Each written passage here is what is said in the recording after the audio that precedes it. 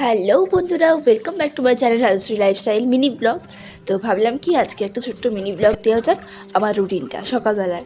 তো দেখো, সকালবেলা কিন্তু আমি ঘুম থেকে উঠে ব্রাশ করছিলাম, তারপর একটু ওয়েদারটা দেখে নিলাম যে একটু মেঘলা মেঘলা করে আছে।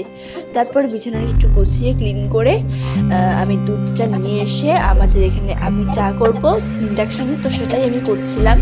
একটু আদা দিয়ে, মানে যেমন করে চা করে, বাট আমি আদাটা দুধ চাই, তো ওইটা আমি করছিলাম। আর এদিকে অনেক বকর বকর করছিলাম, নাটক করছিলাম, অনেক কথা বলছিলাম, জানি না কী কথা বলছিলাম।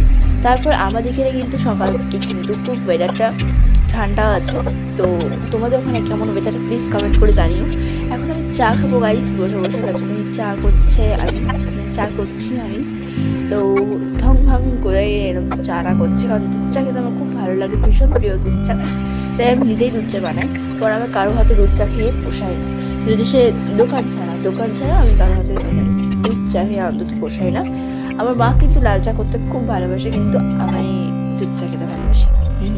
এটাই হচ্ছে ট্রিক। তো দেখো, এখন আমি যাবো একটু বাইরে, তার জন্য কিন্তু ভালো মতো এটা মিনি ব্লগ শেয়ার করি। বাই।